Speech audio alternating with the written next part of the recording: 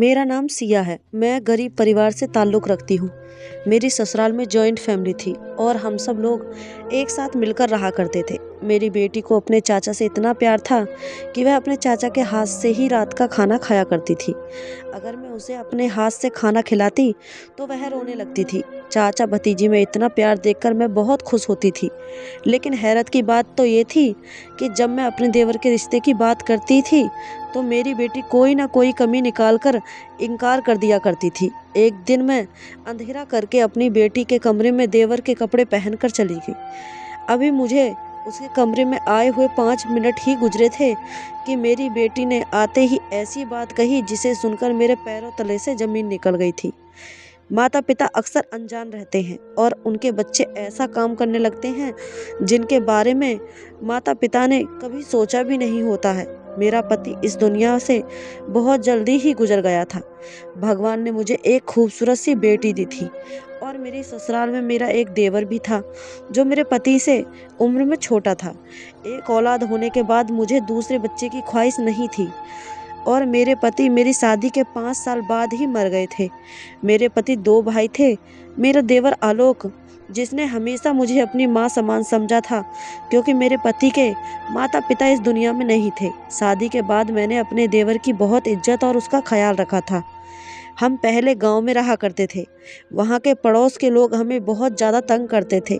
हम गरीब लोग थे, इसलिए अपने मोहल्ले को छोड़कर ऐसे जा भी नहीं सकते थे। मैं विधवा औरत थी, इसी वजह से लोगों ने मुझे किसी तरह के ताने देने में कोई कमी नहीं छोड़ी थी। बल्कि एक बार तो मेरे पड़ोस में रहने वाली कुसुम भाभी ने एक बार मुझ पर इल्ज़ाम लगा दिया था कि मेरा उनके पति के साथ अफेयर चल रहा है। मैं बहुत ज़्यादा खूबसूरत थी, इसी वजह से अपनी पड़ोसन को बहुत बुरी लगती थी। मेरे आसपास के जितने भी घर थे, सभी घरों में मेरी तारीफ़ की जाती थी। कुसुम को ये बात बिल्कुल पसंद नहीं थी, इसलिए वह मुझे लोगों की नज़रों में गिराने के लिए कोई ना कोई बहाने ढूंढती रहती थी। उस टाइम मेरी बेटी बहुत छोटी थी और मेरे पति मर चुका था। इस वजह से मैं कुछ कर भी नहीं सकती थी क्योंकि मैं अपने आप को बहुत लाचार महसूस करती थी। वह मुझ पर तरह तरह के इल्ज़ाम लगाती थी जिसको गांव के लोग सच समझ लिया करते थे और मुझे कैरेक्टरलेस कहते थे। बात मेरी बेटी के नाम तक भी आने लगी थी कि ये ऐसी है तो बड़े होकर इसकी बेटी कैसी होगी। मेरे गांव के लोगों का कहना था कि वह मेरी शादी गांव के किसी मर्द के साथ कर देंगे, लेकिन मैं ऐसा नहीं चाहती थी क्योंकि मेरी बेटी बहुत छोटी थी। मैं नहीं चाहती थी कि कोई और दूसरा मर्द जो मेरी बेटी को स्वीकार ना कर सके, मैं उस इंसान से शादी नहीं कर सकती। मुझे अब अपनी बेटी की परवरिश की चिंता लगी रहती थी। यह सारी परेशानियां मेरे पति के मरने के बाद की हुई थी। कुसुम ने मुझे इस कदर तंग कर दिया था कि मैं बहुत ज़्यादा परेशान हो गई थी। मेरी शादी मेरे देवर के साथ भी नहीं हो सकती थी क्योंकि वह मुझसे उम्र में बहुत छोटा था। मेरा देवर बहुत समझदार और अच्छा इंसान था और मेरी बहुत इज्जत किया करता था, लेकिन मैं किसी और से शादी नहीं कर सकती थी क्योंकि इस गांव में कुसुम की वजह से मेरी काफ़ी बेइज्जती हो चुकी थी। तो इस गांव में रहते हुए कभी भी मैं खुशहाल नहीं रह सकती थी। एक दिन तो बात बहुत ज़्यादा हद से बढ़ गई थी। कुसुम ने पूरे गांव में हल्ला कर दिया था कि मैं अपने घर में गैर मर्दों को मिलने के लिए बुलाती हूँ। मेरे देवर को जब ये बात पता चली तो वह कहने लगा, भाभी मुझे आपके ऊपर पूरा भरोसा है, हम यह घर छोड़कर कहीं चलते हैं, यहाँ पर हम लोगों की ज़्यादा ही बदनामी हो गई है और फिर हमें रिया का भी तो ख्याल रखना है। वह लड़की है और मैं नहीं चाहता कि कोई हमारी रिया को अभी से बुरा कहे और उसको बचपन से ही बदनामी मिलती रहे। कुसुम बहुत बुरी औरत है, उसने आपकी पूरे गांव में बदनामी करवा दी है। अब हमारा यहाँ पर रुकना बहुत मुश्किल हो गया है। मैं आपकी मदद करना चाहता हूँ। हम लोग इस घर को छोड़कर कहीं और रहने के लिए चले जाएंगे। मैंने आलोक से कहा, लेकिन यह हमारा अपना घर है। भले ही घर छोटा है, लेकिन हम इस घर को छोड़कर कहाँ जा सकते हैं। आलोक ने कहा कि भाभी दुनिया बहुत बड़ी है, हम कहीं भी इज्जत से रह लेंगे, लेकिन यहाँ पर इस तरह से बेइज्जत होकर नहीं रह सकते। मेरे देवर ने कहा कि भाभी मैं अपनी भतीजी को आपसे बहुत प्यार करता हूँ। मेरे लिए अब दुनिया में आप दोनों ही रह गए हो। अब हालात ऐसे हो गए हैं कि हमारा यहाँ पर रुकना मुश्किल हो गया है। हर कोई आपको गंदी नज़र से देखता है, तो हर कोई मुझे भी किसी न किसी बात पर टॉर्चर करता रहता है। आखिर हम ऐसी ज़िंदगी कैसे गुजार सकते हैं? कुसुम ने सारे गाँव में मुझे तो कैरेक्टरलेस साबित कर दिया था। यहाँ तक भी कहा था कि इस घर में रहते हुए मैं अपने कम उम्र के देवर पर भी नज़र रखती हूँ और गैर मर्दों के साथ रिश्ता बनाने के चक्कर में मैंने ही अपने पति को मार दिया है। मैंने अपने पति से लव मैरिज की थी और मेरे पति मुझे शहर से भगाकर अपने इस गाँव में लेकर आ गया था। मेरी खूबसूरती और मेरी लव मैरिज ने मुझे बेइज्जती और बदनामी के सिवा कुछ नहीं दिया था। मैंने सोचा था कि शादी करने के बाद जब मैं अपने पति के घर आ जाऊंगी तो सुकून की ज़िंदगी गुजार सकूंगी, लेकिन मुझे नहीं पता था कि यहाँ आकर तो मेरा सुकून ही खत्म होने वाला है। कुसुम जैसी औरत मेरी ज़िंदगी में भी एक विलन का रोल निभाएगी। मैं डिप्रेशन का शिकार हो गई थी। अपनी 4 साल की बेटी पर ही बहुत सख्ती करने लगी थी, लेकिन अब मेरी बेटी 20 साल की हो गई है और मेरा देवर भी 35 साल का हो गया है। हम लोग रात के अंधेरे में वहाँ गांव छोड़कर शहर आ गए थे। मेरा मायका शहर का ही था। मैं अपने माता पिता की सबसे छोटी और लाडली बेटी थी। मेरा पति गांव से शहर में काम करने के लिए आता था और तभी मेरा उससे अफेयर चल गया था। मैं पढ़ी लिखी लड़की थी और अच्छी तरह से इस बात को जानती थी कि मेरे माता पिता कभी भी अपनी पढ़ी लिखी बेटी की शादी किसी गांव के गंवार के साथ नहीं करेंगे। मुझे अपने पति से इतनी ज़्यादा मोहब्बत थी कि मैंने कभी उनके पढ़े लिखे ना होने का कोई मतलब नहीं समझा था, क्योंकि वह मुझे बहुत खुश रखते थे। इसलिए मैं उनके प्यार में अंधी होकर अपने माता पिता का घर छोड़कर गांव में आकर बस गई। क्योंकि मेरे पति के माता पिता नहीं थे, सिर्फ एक छोटा भाई था, इसलिए मेरी शादी के बाद ससुराल में मुझे कोई दिक्कत नहीं हुई थी। जब मेरी शादी हुई थी तो मेरा देवर 9 साल का था और अब हम लोग जब शहर आए तो हमने बहुत सारी परेशानियों का सामना किया। मेरे देवर ने एक मकान किराए पर ले लिया। मैंने अपने जेवर भी बेच दिए थे जो मेरे पति ने मुझे बनवा कर दिए थे। बस इसी तरह से हमने अपना गुजारा किया। धीरे धीरे मेरे देवर को शहर में अच्छा काम मिल गया और हमारे हालात बेहतर होते चले गए। अब मेरी बेटी जवान हो गई है। हम लोग एक छोटे से किराए के घर में रहते हैं। मेरी बेटी को बहुत अच्छी सिलाई आती है और उसने घर में ही सिलाई सेंटर खोला हुआ है और मेरा देवर लोगों के घरों में पेंट करता है। हम लोग बहुत सिंपल से लोग हैं और हमारा गुजारा शहर आने के बाद आराम से हो रहा था। पुराने दिनों को याद करके अक्सर मेरी तबीयत खराब हो जाती थी, लेकिन फिर मैं खुद पर कंट्रोल कर लिया करती थी। मेरे देवर ने मेरा बहुत साथ दिया था और उसने मेरी बेटी को भी बहुत प्यार दिया था। बचपन से ही मेरी बेटी ने अपने चाचा के सिवा किसी और को नहीं देखा था। जब मैं चाचा भतीजी की मोहब्बत को देखती तो मेरा दिल बहुत ज़्यादा खुश हो जाता था। शहर आ जाने के बाद मैंने आज पड़ोसियों से ज़्यादा मिलाप नहीं कर रखा था और ना ही मैं अपनी बेटी को बाहर ज़्यादा जाने देती थी। वो सिर्फ अपने कॉलेज के लिए ही बाहर निकलती थी या किसी ज़रूरी काम के लिए, वरना घर से लड़कियां सिलाई सीखने के लिए आती थी। मैं अपनी बेटी को बहुत समझाती थी। मेरा कहना था कि दुनिया बहुत बुरी है, यहाँ मोहब्बत के नाम पर धोखे मिलते हैं। मेरे देवर ने अपनी भतीजी को हमेशा बहुत प्यार दिया था। मेरे देवर की हाइट हेल्थ इतनी थी कि उसकी इतनी उम्र हो जाने के बाद भी वह जवान ही लगता था।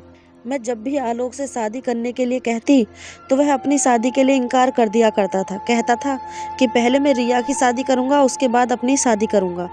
मैं उससे कहती, आलोक तब तक तो तुम्हारी उम्र बहुत हो जाएगी। लेकिन वह कहता, मुझे अपनी उम्र की कोई परवाह नहीं है। मैं हमेशा अपने देवर की तरफ से बेफिक्र रहती थी। वह मेरी बेटी का बहुत ख्याल रखता था, बल्कि मेरी बेटी के साथ एक दोस्त की तरह रहता था। मेरे देवर ने कभी पढ़ाई लिखाई नहीं की थी, लेकिन शहर आने के बाद उसने अपनी कमाई से मेरी बेटी को पढ़ाया लिखाया था और उसके बाद जब मेरी बेटी बड़ी हुई तो उसने अपने चाचा को ट्यूशन दी, जिसकी वजह से मेरा देवर भी पढ़ना लिखना जान गया। मुझे इन दोनों का प्यार देखकर बहुत खुशी होती थी, लेकिन फिर कुछ अजीब होने लगा था। इतना अजीब कि मैं हैरान और परेशान रहने लगी थी। मेरी बेटी मेरे हाथ से खाना खाया करती थी, लेकिन कुछ दिनों से वह जिद कर रही थी कि वह खाना खाएगी तो अपने चाचा के हाथ से ही खाएगी। मैंने अपनी बेटी को समझाया कि तुम्हारे चाचा सो गए हैं, सुबह उनको काम पर भी जाना होता है, इसलिए वह जल्दी उठते हैं। तुम खाना खा लो और सो जाओ। लेकिन उसका कहना था कि वह चाचा को ही बुलाओ, मैं अपने चाचा के हाथ से ही खाना खाऊंगी। मुझे उसकी बात से गुस्सा आ गया। मैंने उससे कहा, ये क्या हरकतें हैं, छोटे बच्चों की तरह जिद लगा रखी है। इतनी ही देर में मेरी कड़क आवाज़ सुनकर मेरा देवर भी रिया के कमरे में आ गया था। शायद मेरी कड़क आवाज़ ने उसको जगा दिया था। उसका कहना था कि भाभी आप क्यों शोर कर रही हो। मैंने उसको बताया कि यह जिद कर रही है कि इसको तुम्हारे हाथ से ही खाना खाना है। मेरी ये बात सुनकर आलोक हंसने लगा और कहने लगा, इतनी सी बात है, कोई बात नहीं, मैं रिया को अपने हाथ से खाना खिला देता हूँ। रिया ने आलोक के हाथ से खाना खा लिया और आलोक रिया के कमरे में ही लगभग 1 घंटे तक बैठा रहा। रात के 11 बज चुके थे। मैंने कहा, खाना खिलाते खिलाते तुमने पूरा 1 घंटा लगा दिया है। सुबह तुम जल्दी भी उठते हो, इस तरह से इतनी रात तक जागोगे तो फिर कैसे सुबह को आँख खुलेंगी। तो वो कहने लगा, भाभी हम चाचा भतीजी बातें कर रहे थे, बस बातें करने में ही कुछ टाइम लग गया था। मैंने आलोक से कहा कि बातें करने में टाइम खराब मत किया करो और चलो जाकर सो जाओ। मुझे बड़ी हैरानी हो रही थी कि अचानक रिया को क्या लग गई थी कि उसको अपने चाचा के हाथ से ही खाना खाना है। फिलहाल ये बात कई दिनों तक इसी तरह से चलती रही, लेकिन ये एक दिन की बात नहीं थी। अब रिया रोज यही करने लगी थी कि अपने चाचा के हाथ से ही खाना खाना करती थी और आलोक उसको खाना खिलाने के बहाने 2 या 3 घंटे से पहले उसके कमरे से बाहर नहीं निकलता था। मुझे लगा कि शायद वह दोनों आपस में टीवी देखते होंगे, जिसमें वह बिजी हो जाते होंगे। लेकिन जब मैंने एक दिन जाकर देखा तो ऐसा कुछ भी नहीं था। कमरे में बैठे वो दोनों बस बातें ही कर रहे थे। एक दिन तो 2.5 घंटे से ज़्यादा हो गया था और मुझे गुस्सा आ गया था कि यह भी कोई टाइम है बातें करने का। आखिर रात के 2-3 बजे तक कौन इतनी बातें करता है। मैंने जैसे ही दरवाज़ा बजाने की कोशिश की तो मैं हैरान रह गई थी कि दरवाज़ा तो अंदर से बंद था। मैंने ज़ोर ज़ोर से दरवाज़ा पीटना शुरू कर दिया और दरवाज़ा खुलते खुलते 10 मिनट लग गए थे। मैंने कहा, ये दरवाज़ा अंदर से बंद क्यों किया था और फिर मैं कितनी देर से दरवाज़ा बजा रही हूँ, क्या दरवाज़ा खोलने में इतनी देर लगती है। तुम दोनों दरवाज़ा बंद करके अंदर क्या कर रहे हो, भला ये भी कोई तरीका है। आलोक ने कहा, भाभी दरवाज़ा शायद गलती से बंद हो गया होगा, हम लोग टीवी देख रहे थे, इस वजह से हमें आवाज़ नहीं आ सकी। मैंने कहा, तुम लोग रात के 3 बजे टीवी देख रहे हो, ये भी कोई टाइम है टीवी देखने का। और तो और तुम लोग वीआईपी घर में नहीं रहते जो यहाँ पर ऑटोमेटिक लॉक लगे हों। यह ऑटोमेटिक दरवाज़ा नहीं है जहाँ पर कुंडी खुद ब खुद लग जाएगी। मैंने अपने देवर से कहा, जाओ जाकर अपने कमरे में सो जाओ और आइंदा दोनों ऐसी हरकत ना करना। मैंने अपनी बेटी को भी डांट लगाई थी। मेरी बेटी की पढ़ाई पूरी होने वाली थी, अब उसकी उम्र शादी की हो चुकी थी। मैं नहीं चाहती थी कि अब वो किसी गलत काम में पड़ जाए और इसलिए मैं जल्द से जल्द उसकी शादी करना चाहती थी, जबकि मेरी शादी भी कम उम्र में हो गई थी। मैंने एक रिश्ते वाली से कहा हुआ था, वो मेरी बेटी के लिए अच्छा सा रिश्ता लेकर आई थी और लड़के की माँ को भी साथ लेकर आई थी। लड़के की माँ ने मेरी बेटी को देखा और तो 3 सवाल किया। इसके बाद मैंने अपनी बेटी को कमरे में भेज दिया। मेरा देवर काम पर गया हुआ था, लेकिन न जाने वह काम छोड़कर कैसे घर पर आ गया था और उसने घर आते ही लड़के वालों से बदतमीजी शुरू कर दी और उन लोगों से कहने लगा कि यह लड़की ठीक नहीं है और ना ही इसने आपके लिए नाश्ता बनाया है। यह नाश्ता सब मार्केट से आया हुआ है, उससे तो कुछ भी नहीं आता और वह लड़की बिल्कुल जाहिल है। और कहने लगा कि ये लड़की हर किसी से लड़ाई झगड़ा करती रहती है। अभी कुछ दिनों पहले अपने कॉलेज में अपनी टीचर का सिर फोड़कर आ गई है। आप ये यकीन नहीं करोगे भाभी जी, हमारे घर में तो पुलिस भी आ चुकी है। जैसे तैसे हमने इस केस को रफा दफा किया था। वो औरत बड़ी हैरानी से मेरे देवर की तरफ देख रही थी और बार बार मुझे भी देख रही थी। मैं बहुत परेशान हो गई थी और यह सोच रही थी कि आलोक ने ये क्या तमाशा बना रखा है और बोलता ही चला जा रहा है, जबकि इस बात में कोई भी सच्चाई नहीं थी। वह भी जानता था कि वह झूठ बोल रहा है, न जाने क्यों वह लड़के वालों से झूठ बोल रहा था।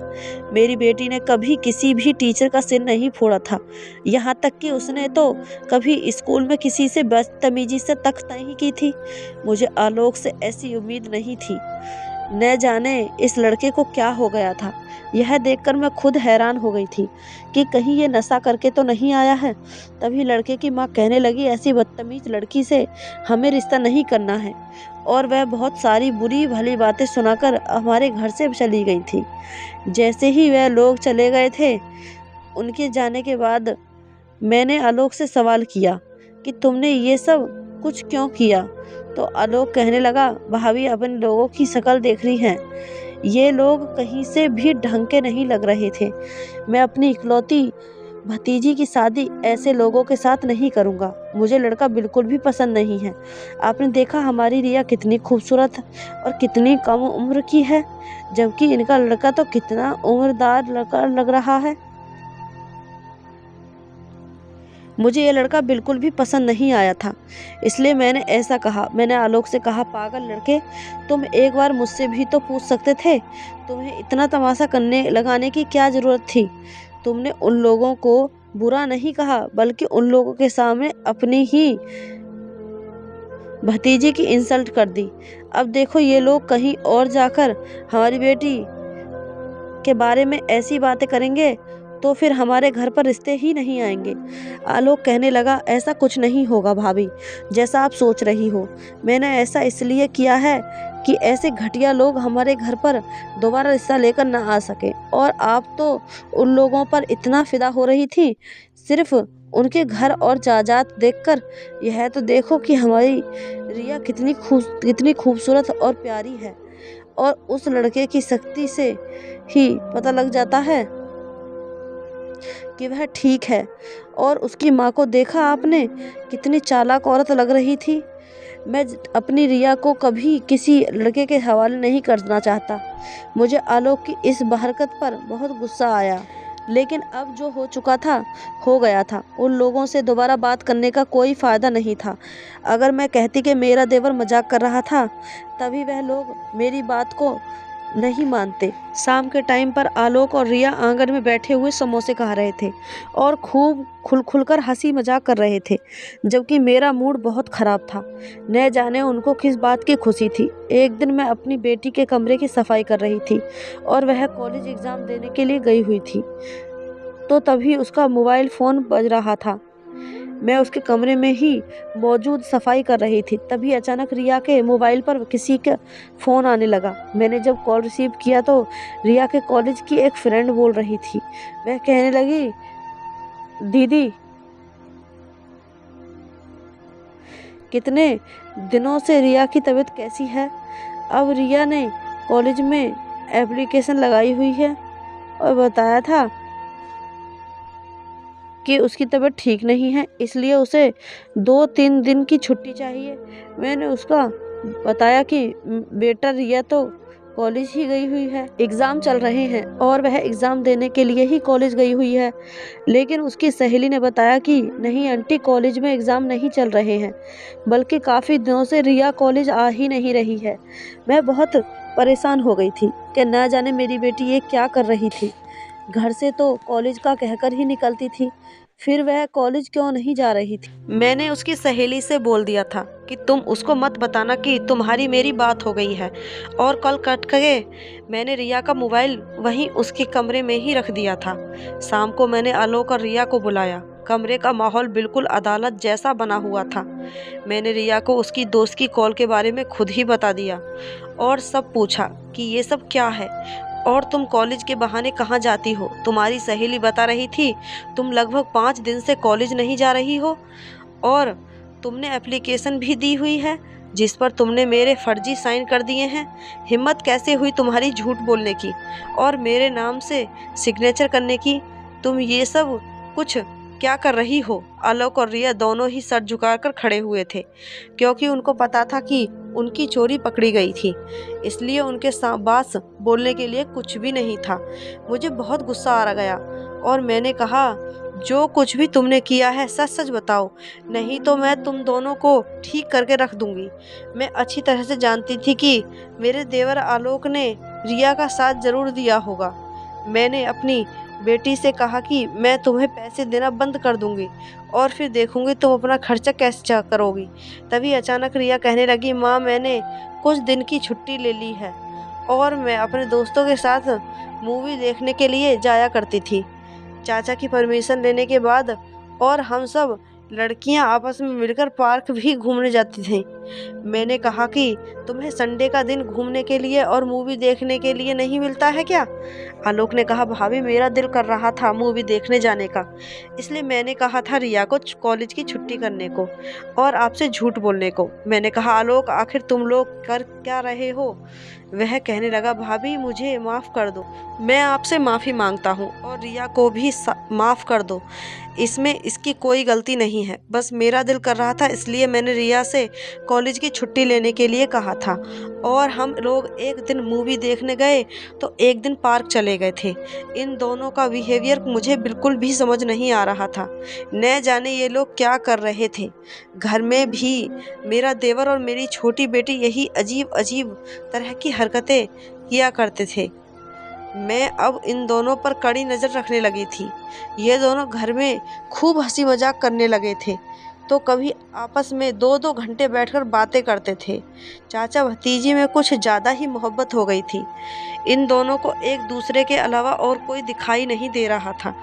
इस बीच मैंने रिया के लिए एक और रिश्ता देखना शुरू कर दिया था और अपने देवर को कहा था, अगर लड़के में कोई कमी देखे तो मुझे बताना, लोगों के सामने तमाशा बनाने की कोई ज़रूरत नहीं है, क्योंकि तुम इतना नहीं जानते हो कि ऐसा करने से तुम्हारी अपनी भतीजी की ही बदनामी होगी और इस तरह से तुम्हारी भतीजी के रिश्ते आने भी बंद हो जाएंगे। ये बात सुनकर मेरे देवर ने एक बड़ी अजीब सी बात कही। उसने कहा कि मेरी भतीजी को रिश्तों की कोई कमी नहीं है। मैंने आलोक से, क्या कहना चाहते हो तुम, मतलब क्या है तुम्हारा कि रिश्तों की ज़रूरत नहीं है? मेरा देवर कहने लगा, भाभी बस मेरे मुंह से निकल गया, ऐसी भी कोई बात नहीं है। मैं तो अपने देवर और अपनी बेटी से बहुत ज़्यादा परेशान हो गई थी। पता नहीं ये क्या करते रहते हैं और अपने दिमाग में क्या सोचते हैं। यह मेरी ही वजह से हुआ था कि मैंने अपने और अपनी बेटी को कुछ ज़्यादा ही छूट दी हुई थी। इस बार मैंने अपनी बेटी के लिए जो रिश्ता ढूंढा था उसमें से कोई गलती निकाल ही नहीं सकता था।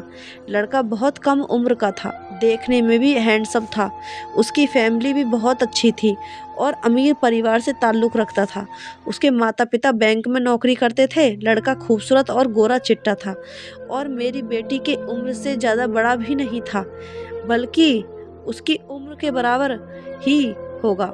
और लड़के वालों को मेरी बेटी पसंद भी आ गई थी, क्योंकि मेरी बेटी रिया बहुत ज़्यादा खूबसूरत थी। मैंने जब अपने देवर की तरफ देखा कि अब तो वह कोई गलती निकाल ही नहीं सकता। आलोक चेहरे से बहुत ज़्यादा परेशान लग रहा था। लड़के वालों ने कहा कि हमें आपकी बेटी बहुत पसंद आ गई है और हम जल्द से जल्द मंगनी की रस्म करना चाहते हैं और जल्द से जल्द शादी करके आपकी बेटी को अपने घर लेकर जाना चाहते हैं।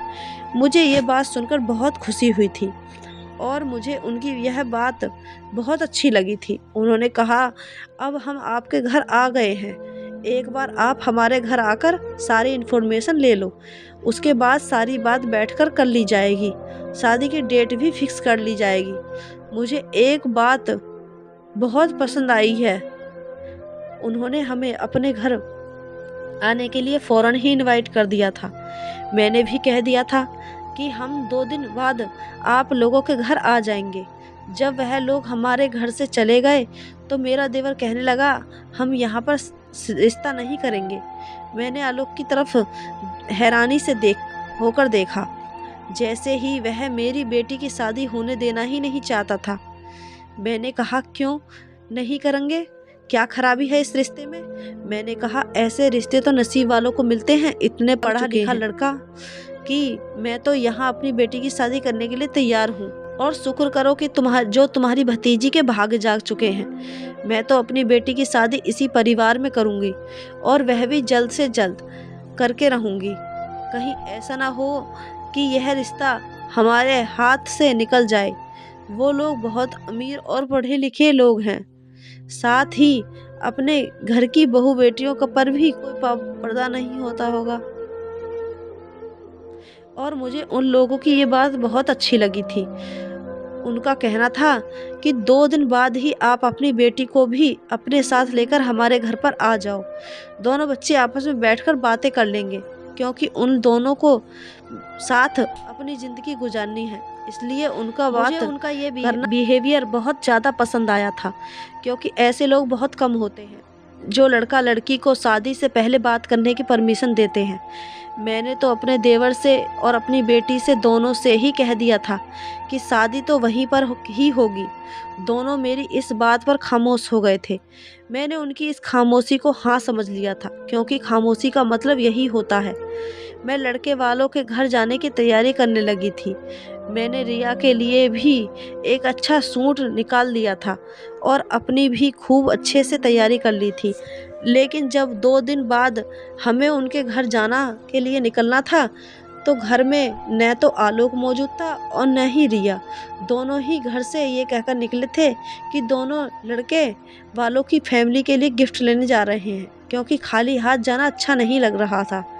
लेकिन उन दोनों को मार्केट गए हुए 2-3 घंटे बीत चुके थे। अभी तक वह घर पर वापस नहीं आई थी। उन लोगों ने हमें दोपहर के खाने पर बुलाया था और दोपहर के 3 बज चुके थे और खाने का टाइम निकला जा रहा था। अगर हम देर से आते तो वह लोग क्या समझते? ये हमारी इज्जत और बेइज्जती का मामला था। मैंने आलोक को फ़ोन लगाया तो वह फ़ोन रिसीव नहीं कर पा रहा, और जब कहीं जाकर थोड़ी देर बाद फ़ोन रिसीव करता तो कह देता कि हम लोग आ रहे हैं, बस रास्ते में ही है, ट्रैफिक लग रहा है, इस वजह से देर हो रही है। लेकिन थोड़ी देर के बाद मेरे देवर ने अपना मोबाइल स्विच ऑफ कर दिया था और मेरी बेटी का नंबर भी स्विच ऑफ आ रहा था। मैं बार बार दोनों का नंबर ट्राई कर रही थी और बहुत ज़्यादा परेशान हो गई थी। दोनों का ही नंबर स्विच ऑफ जा रहा था। शाम के 4 बज चुके थे और अभी तक मेरे देवर और बेटी का पता नहीं था। लड़के वाले बार बार कॉल कर रहे थे कि आप लोग आ नहीं रहे। मैं उनको कोई ना कोई बहाना बनाकर कह देती कि बस थोड़ी देर में हाँ कह रहे हैं। मुझे उन लोगों के सामने बहुत शर्मिंदगी होना पड़ा था।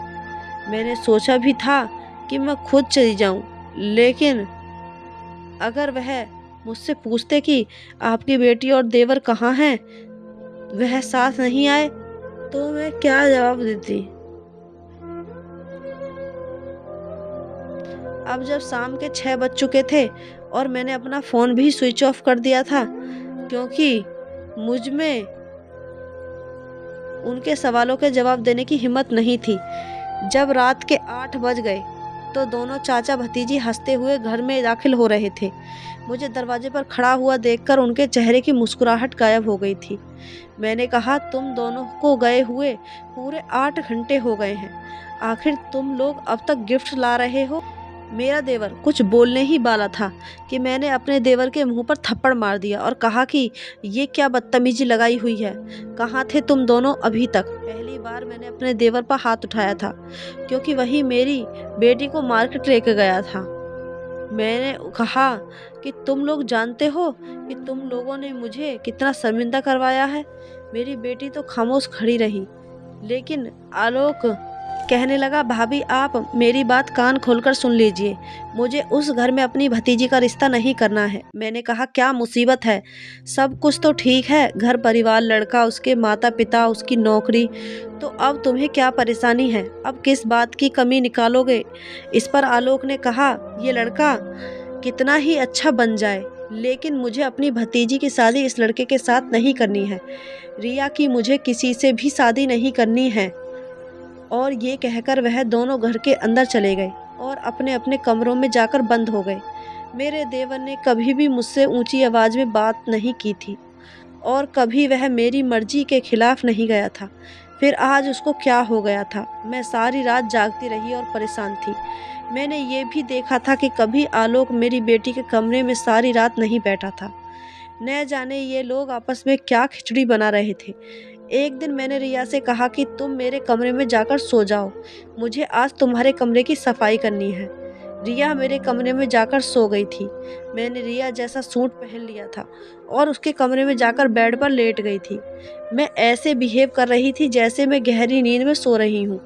मेरे जाने के लगभग 1 घंटे बाद आलोक भी रिया के कमरे में आ गया था और उसने अंधेरे में मेरे करीब आकर कहा, क्या हुआ, आज इतनी जल्दी सो गई हो? आज तो तुम बहुत सारा काम करना है। मैं ऐसे एक्टिंग कर रही थी जैसे मैं जाग गई हूँ, लेकिन मैंने अपना चेहरा ढका हुआ था और कमरे में अंधेरा भी था, जिस वजह से मेरा देवर मुझे पहचान नहीं सका था। मेरा देवर कहने लगा, अभी सिर्फ 24 घंटे ही बाकी हैं, फिर हमें किसी से भी डरने की या छुपाने की कोई ज़रूरत नहीं है। हम लोग जो करेंगे खुल्लम खुल्ला करेंगे और भाभी भी हमें नहीं रोक पाएंगी। आज मैं इतना खुश हूँ कि तुम्हें क्या बताऊँ। मैं सोच भी नहीं सकता था कि हम कितने खुशकिस्मत हो सकते हैं। मैंने तो अपने फ्यूचर के सपने भी देखने शुरू कर दिए हैं और तुम देखना, शादी के बाद हमारी ज़िंदगी बहुत आसान और हसीन हो जाएगी। शादी की बात सुनते ही मेरे पैरों तले से ज़मीन निकल गई थी। आखिर मेरा देवर ये किस तरह की बातें कर रहा था, वो भी अपनी बेटी जैसी भतीजी के साथ। वह कहने लगा, तुमने अपनी शादी के कपड़ों का इंतजाम तो कर लिया है ना? ऐसा ना हो कि आखिरी टाइम पर तुम शॉपिंग करने की जिद करने लगो। मैंने तो अपनी शॉपिंग करनी शुरू कर दी है। जैसे ही मेरे देवर ने ये बात कही तो मैं झटके से उठ गई और मैंने लाइट ऑन कर दी और अपने देवर के मुंह पर थप्पड़ मारा और उसे कहने लगी कि तुम ये किस तरह की घटिया बातें कर रहे हो? तुम किसी से शादी करना चाहते हो और तुम किसकी शादी पर कपड़े पहनने की बात कर रहे हो? ये सब तुम क्या कर रहे हो? आलोक, बताओ मुझे, आज मैं सारी सच्चाई जानना चाहती हूँ। मेरे सुर की आवाज़ सुनकर रिया भी वहाँ पर आ गई थी और आकर मेरा हाथ पकड़ लिया और कहने लगी, माँ, चाचा को मत मारो, मैं आपको सब कुछ सच सच बताती हूँ। मैंने अपनी बेटी के चिल्लाते हुए कहा, हाँ बताओ, तुम क्या बताना चाहती हो और क्या समझाना चाहती हो? मैंने तुम लोगों को ज़रूरत से ही ज़्यादा प्यार दिया है, इसी बात का तो तुम ज़्यादा फ़ायदा उठाते हो। ये रिश्ता हमारे लिए बहुत अच्छा था। तुम्हारा चाचा कहीं भी तुम्हारा रिश्ता होने नहीं देता। तुम लोग घर से गायब हो जाते हो और अब यहाँ बैठकर ये तुम्हारा चाचा किस तरह की बातें कर रहा था। आखिर ये सब कुछ क्या हो रहा है? प्लीज़ तुम दोनों को, मेरी कसम है, मुझे सब कुछ बता दो, नहीं तो मैं अपनी जान ले लूँगी। मैं अपने होश में बिल्कुल भी नहीं थी और जो मेरे मुंह में आ रहा था कहे जा रही थी। लेकिन जैसे ही मुझे आलोक और रिया ने बात बतानी शुरू की तो मेरे पैरों तले से ज़मीन निकल गई थी। पहले तो आलोक ने बताया कि मुझे हमारी ही गांव में रहने वाली लड़की से मोहब्बत हो गई है, जिस गांव में उसका बहुत ज़्यादा तकलीफ़ दी है, जिन लोगों का जिक्र आप इस घर में बर्दाश्त नहीं कर सकती। और तो और कुसुम भाभी का जवान बेटा रोहन, रिया उससे मोहब्बत कर बैठी है और उसी के साथ शादी करना चाहती है। कोई इत्तेफाक था या कुछ और, जो हम दोनों आपके ही नफरत करने वाले लोगों से मोहब्बत कर बैठे। मुझे तो हमारे गांव के मुखिया की बड़ी बेटी, जिसकी शादी अभी तक नहीं हुई है, जिससे मेरी मुलाकात तब हुई थी जब मैं एक आदमी के घर पेंटर करने के लिए गया था। वहाँ पर वह आई हुई थी और देखते ही मुझे उससे प्यार हो गया था और इसी तरह से हम दोनों का प्यार बहुत गहरी मोहब्बत में बदल गया था। कुसुम भाभी के बेटे रोहन की मुलाकात रिया से उसके कॉलेज में हुई थी। इसी तरह से इन दोनों की दोस्ती भी मोहब्बत में बदल गई थी। हम दोनों अपने ही गांव में रहने वाले लोगों के साथ मोहब्बत कर बैठे थे, जिनसे आप नफरत करती हो। अगर हम आपको ये बात पहले बता देते तो आप हमारी बात को नहीं मानती, इसलिए हमने शादी करने का फैसला कर लिया था और यही बातें हम एक दूसरे से काफ़ी देर तक बैठकर करते रहते थे कि क्या करना है, कैसे करना है। और मैं अपनी और रिया की शादी के लिए पैसे भी इकट्ठे कर रहा था और वह दोनों भी जानते हैं कि उनके परिवार वाले हमारी शादी के लिए कभी नहीं मानेंगे, इसलिए हम चारों ने घर से भागकर शादी करने का फैसला कर लिया है कि हम कोर्ट मैरिज कर लेंगे और फिर धीरे धीरे आप सबको ये बात पता चल जाएगी तो फिर आप लोग हमें माफ़ कर देंगे। भाभी, हम अपनी मोहब्बत के आगे मजबूर हो गए थे। हम आपको तकलीफ़ नहीं पहुंचाना चाहते थे। हम क्या करते, क्योंकि हम मोहब्बत कर बैठे थे। कुसुम भाभी का बेटा और गांव की मुखिया की बेटी, वो दोनों ही हमसे सच्चा प्यार करते हैं, तो हम आपकी मर्ज़ी से शादी कैसे कर सकते थे। इस बीच आप रिया का रिश्ता देख रही थी, इसलिए मैं कोई ना कोई बहाना बना दिया करता था और रिया का रिश्ता कैंसिल करवा दिया करता था। रिया कहने लगी, मम्मी, चाचा मुझसे बहुत प्यार करते हैं। चाचा ने हमेशा मेरा साथ दिया है। क्या आप अब नहीं चाहती कि चाचा की शादी भी उनकी मर्जी के मुताबिक हो जाए? और क्या आप नहीं चाहते कि हम अपनी खुशी से ज़िंदगी गुजारें अपने मनपसंद शख्स के साथ? आलोक कहने लगा, भाभी, हम नहीं चाहते थे कि आपको हमारी शादी की खबर हो जाए। जब तक हमारी शादी नहीं हो जाती तब तक हम आपसे ये बात छुपा कर रखना चाहते थे, इसलिए हम बहाने बनाते थे। हमें एक दूसरे से अभी और बातें करनी थी और कल के बारे में प्लानिंग भी करनी थी। मेरी बेटी और देवर ने मेरे आगे हाथ कल हमारी शादी है। हमें माफ़ कर दीजिए। आपको यह सब सुनकर बहुत दुख हुआ होगा कि कल हमारी शादी है। रिया कहने लगी, माँ, आपने ही तो मुझे सिखाया था कि मेरा इस दुनिया में पिता नहीं है, लेकिन पिता जैसा दोस्त और भाई जैसे चाचा मुझे भगवान दिए हैं। इसलिए हम एक दूसरे की मदद करते थे। हमने एक दूसरे की मर्जी के लाइफ पार्टनर पसंद किए हैं। गांव का माहौल अब बिल्कुल बदल गया है, क्योंकि कुसुम आंटी को गुजरे हुए कई साल हो चुके हैं। अब सब सुधर गए हैं। कोई भी अब आपको वहाँ कुछ नहीं कह सकता, क्योंकि पहले लोग आपकी लाचारी का फ़ायदा उठाया करते थे। अब तो हमारे हालात पहले से बहुत बेहतर हो गए हैं, इसलिए किसी की मजाल नहीं कि कोई मेरी माँ पर उंगली भी उठा सके। आपकी बेटी इतनी हिम्मत वाली हो गई है कि वह अपनी फैमिली के किसी के भी मेंबर के साथ बदतमीजी करने वाले के हाथ पैर अच्छे से तोड़ सकती है। आलोक कहने लगा, हाँ भाभी, रिया बिल्कुल ठीक कह रही है। कुसुम भाभी का बेटा रोहन बहुत अच्छा और पढ़ा लिखा लड़का है। वह यही अपने शहर में ही नौकरी करता है, अच्छा कमाता है, अच्छा खाता। रोहन के माता पिता दोनों ही इस दुनिया से जा चुके हैं। अब हमारी रिया को वहाँ किसी चीज़ की कोई कमी नहीं होगी। उसका घर भी अब पहले जितना छोटा नहीं रहा। उसने अपनी कमाई से घर को बड़ा कर लिया है और मुखिया की बेटी की उम्र मेरी जितनी ही हो गई है। मुखिया जी के मरने के बाद उसकी सौतेली माँ ने आज तक उसकी शादी नहीं की है, इसलिए मैं उससे शादी करना चाहता हूँ। वो मुझसे बहुत प्यार करती है। मैं उसे अपने घर की इज्जत बना लूँगा और मुझे पता है आप उसे बहुत खुश रखोगी। वे दोनों बोलते जा रहे थे और रोते जा रहे थे। ये बात सच थी कि ये लोग अगर मुझे सच बता देते तो मैं कभी भी हाँ नहीं करती और उस गांव में कभी उनका नाता जोड़ने नहीं देती। लेकिन शायद सही कहते हैं, आप जो नहीं चाहते हैं वही आपके साथ हो जाता है। मैं उस गांव से बहुत दूर आ गई थी, लेकिन अब उसी गांव में दोबारा नाता जुड़ गया था। इनको प्यार हुआ तो उसी गांव में रहने वालों से। मैं एक तरफ को अपना सर पकड़कर बैठ गई थी। मुझे समझ नहीं आ रहा था कि मैं क्या फैसला करूं। वो दोनों मेरे कदमों में बैठ गए थे और उन्होंने मेरे पैर पकड़ लिए थे और कहने लगे, प्लीज़ मान जाओ, हमारी खुशी में शामिल हो जाओ। हम उन दोनों के बिना खुश नहीं रह पाएंगे। अगर आप चाहती हो कि हम आपकी मर्जी के मुताबिक शादी कर लें तो हम जहाँ आप कहोगी वहीं पर शादी कर लेंगे, लेकिन हम खुश नहीं रह पाएंगे। मैंने उन दोनों के सर पर हाथ रखा और कहा कि तुम्हें क्या लगता है कि मुझे तुम लोगों की खुशी की कोई परवाह नहीं है?